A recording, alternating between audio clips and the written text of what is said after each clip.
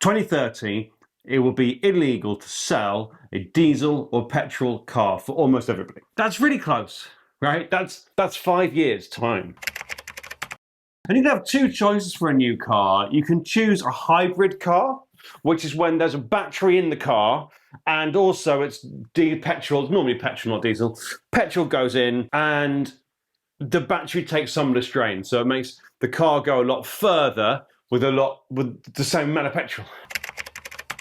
There are some tax breaks on hybrid cars right now, and I was speaking to someone whose job is leasing cars. Right? And he said that people choose the hybrid because of the tax breaks. And then when they return the hybrid 2 or 3 years later, at the end of the lease, the plastic is still on the plug-in bit. They have not used the plug-in bit once. And of course, what the battery does is make the car heavier. So if you're not using the battery part of a hybrid car, you're using more fuel. It is less environmental. And then you've got option number 2, fully electric. I love. But it's this charging thing. I use my drive. If I did not have a charger on my drive, I would have to use an on-street charger. Round me, where I live, within 400-500 meters round and about, and there's 3 electric chargers on the street. Just imagine if more people were charging their car through that electric charge. It won't work. We are not ready, and it will not work. There are charging stations at, I believe, like every service station on the motorways, right? Perfect. But they've got you there. It's going to cost you 60-70 quid to charge your car at one of these stations. Private enterprise could step up here, but if they were to install a charging point, they're going to want to charge market rates. They're not going to want to charge the amount it costs me to charge with my electricity. They're going to charge 40-50 quid per car, which makes it super expensive.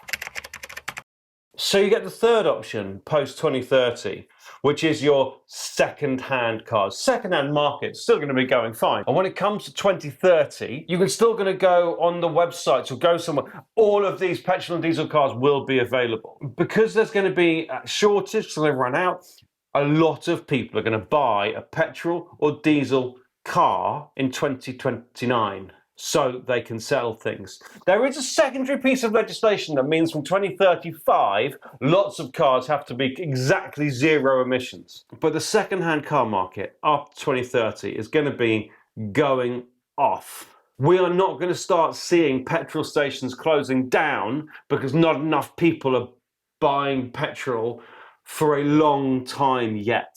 Nothing is ready. We are not up to scratch. We are not up to speed. Right? Speed joke, cars, they go speeding, eh? We're not there. So what do we need to do? Well, the first thing we need to do is charging. It cannot be left up to the free market. It cannot be left up to individual companies to put these chargers in because it will cost them money. And if it does cost them money to do it, they're going to recoup that money and more. Obviously, they're a business. From the drivers. People are going to end up having to pay a lot more for their electricity for their cars. We will see that people without much money will pay more for things than rich people. The government have to step in and put these things everywhere. It's going to be really expensive.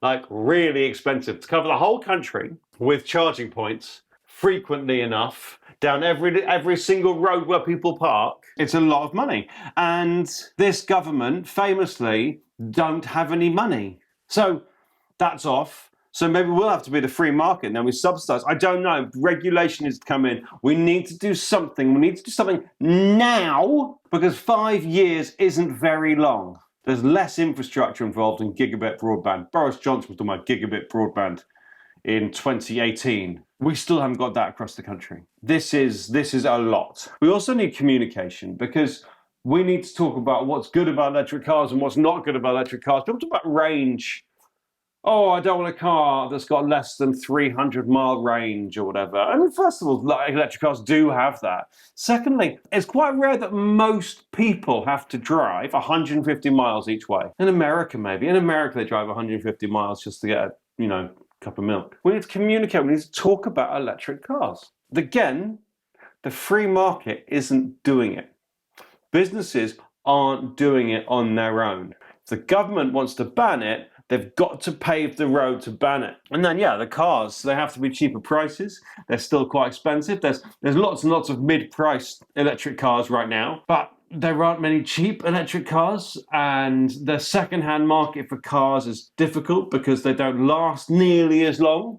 So if you're buying a relatively cheap or cheaper, there's still not many electric cars for under 10 grand. Second hand, its battery life will be run down. Like your phone, like batteries get reduced. Having said that, they also need to last longer. The cars need to last longer. They need to be cheaper. They need to have bigger range. We're talking about charging, communication, and cars. The 3 C's that will get us to 2030. We need, as a country, to act on climate change, and we need, as a country, to act on climate change now.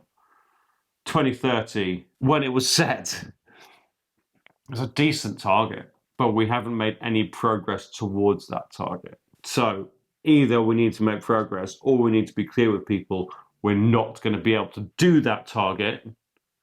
We're going to move that target. And if we do that, then we need to be clear with people what we're going to do to still reduce our carbon emissions. All of this matters so much, but it's another example of an aspirational target that doesn't appear to have any effort behind it at all to be met.